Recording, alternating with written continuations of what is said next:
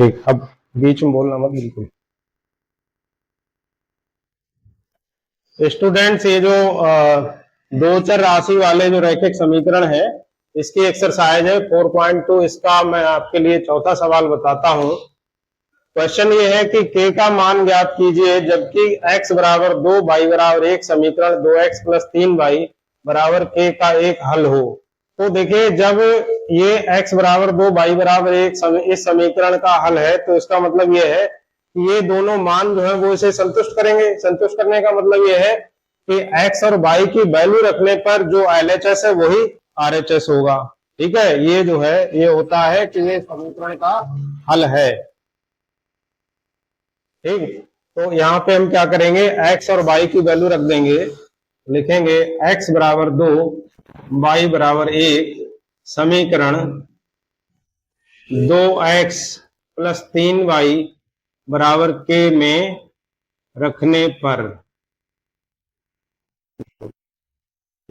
यह मान समीकरण को संतुष्ट करेगा।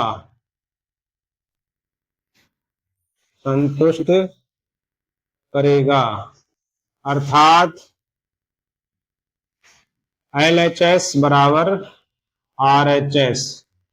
तो 2x की वैल्यू रख देंगे हम, 2 आएगी, प्लस 3y की वैल्यू 1 है तो 1 रख देंगे, इज इक्वल टू k।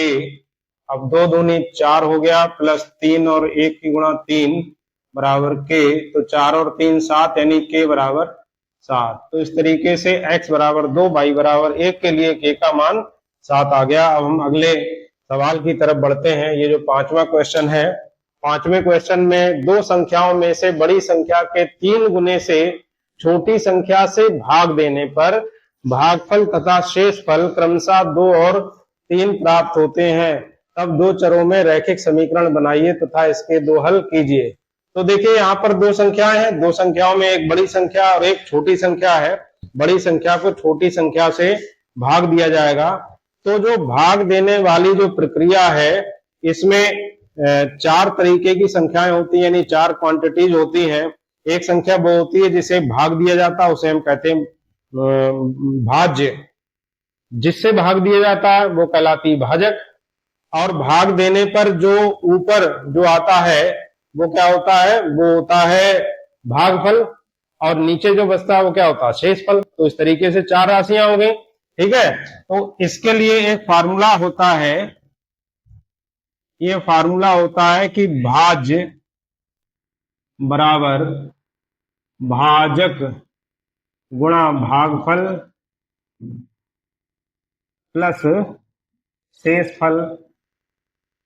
इसे मैं एक उदाहरण से बता देता हूं। फॉर एग्जाम्पल, जैसे मान लीजिए अगर कोई संख्या ये 16 है, 16 को 5 से भाग दिया जाएगा, तो ये जो 5 जो है ये क्या भाजक है, तो ये 5 भाजक यहाँ पे आ जाएगा। 16 जिसे भाग दिया जाता है वो भाज्य कहलाता है, यानी वो चीज ये है। इसके बाद में जब हम इसे भाग देंगे तो 5 3 15 आ गया। ठीक है, तो ये जो 3 आया ये भागफल हो गया। अब 16 में से 15 घटा देंगे तो बचेगा 1, तो ये क्या हो गया, शेषफल। तो इस तरीके से ये सब राशियां होती हैं, ये मैं नोट कर दे रहा हूं। 5 जो है ये हो गया भाजक, 16 है भाज्य और 3 है भागफल और 1 हो गया शेषफल।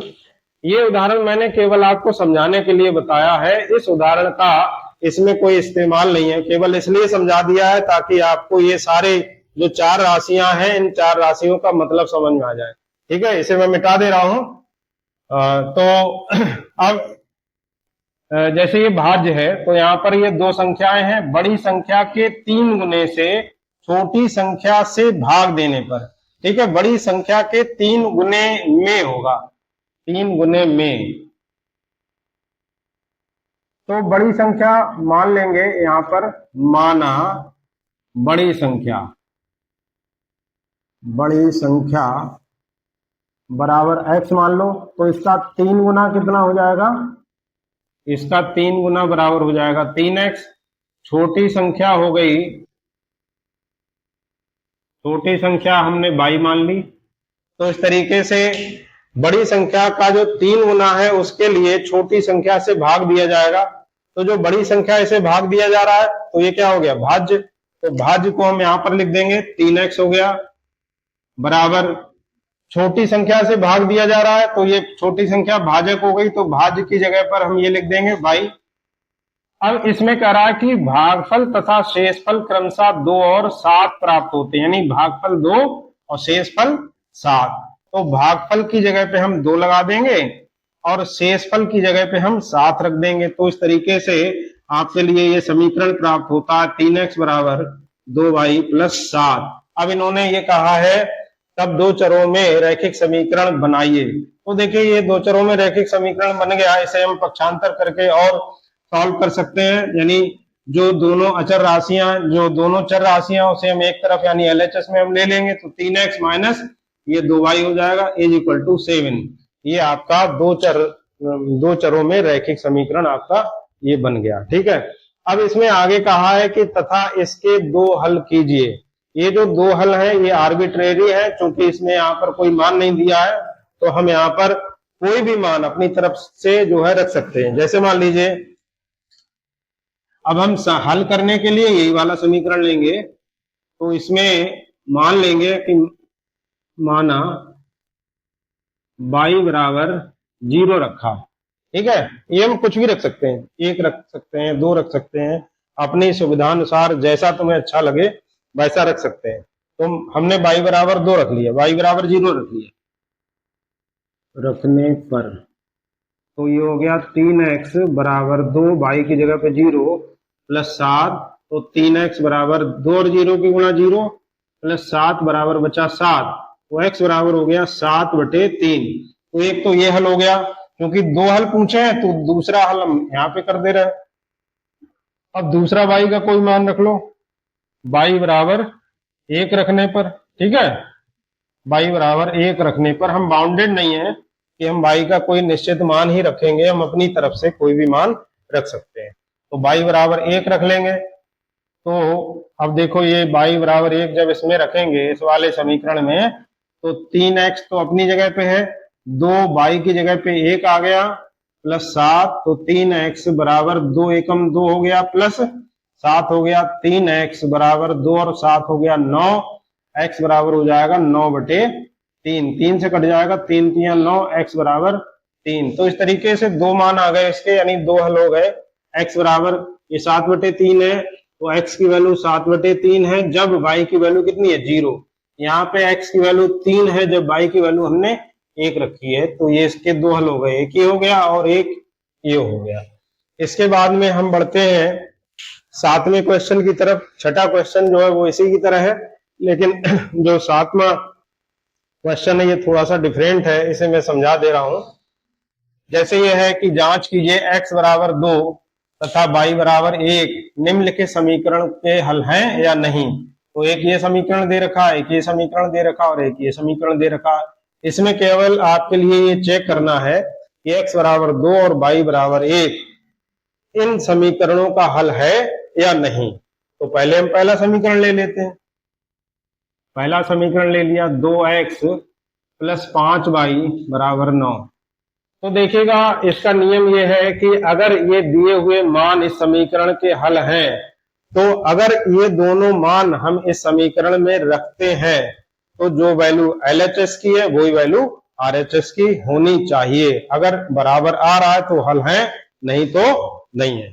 ठीक है, तो यहाँ पे हम x और y की वैल्यू रख के देखेंगे, ये अगर 9 आती है तो हल है, नहीं तो नहीं है। तो लिखेंगे यहाँ पे LHS बराबर 2x प्लस 5y बराबर 2, x की वैल्यू 2 रख दीजिए प्लस 5, y की वैल्यू 1 है तो 1 रख दीजिए, तो 2 दूनी 4 प्लस 5 एकम 5 बराबर कितना आया 9, और इधर भी 9 है। ठीक है, यानी जितना LHS है उतना ही RHS है। तो लिख देंगे चूंकि LHS बराबर RHS, तो इसलिए x बराबर 2 y बराबर 1 समीकरण 1 यानी ये जो पहला समीकरण है समीकरण 1 का हल है। इसी तरीके से देखिए दूसरा कर लेंगे, दूसरे में x और y की वैल्यू रखेंगे और वैल्यू रखने पे अगर ये इसका मान 0 आता है तो हल है, नहीं तो नहीं है। ये जो थर्ड क्वेश्चन है ये थोड़ा सा डिफरेंट आपको लग रहा होगा, क्योंकि इसमें 5/2 लिखा हुआ है, तो ये आपको थोड़ा सा कठिन लग रहा होगा। तो इसे मैं समझा देता हूं, इसे आप लोगों को अपने आप करना है। तो मैं थर्ड वाला देखता हूं। 5/2x + 3y = 14। अब LHS लेंगे, = 5/2 + 3y = 5/2 और x की वैल्यू 2 है तो 2 रख लीजिए, +3 y की वैल्यू 1 है तो 1 रख लीजिए। 2 से 2 कट गया तो 5 और 1 की गुणा 5 हो गई, +3 एकम 3 हो गया, 5 और 3 हो गया 8। तो यहाँ पर देखिए कितना आ रहा है, यहाँ पर 8 आ रहा है, लेकिन RHS कितना है, RHS 14 है। ठीक है, तो ये जो है 14 इक्वल नहीं है।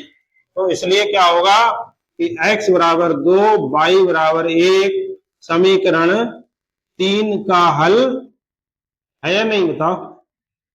हल नहीं है।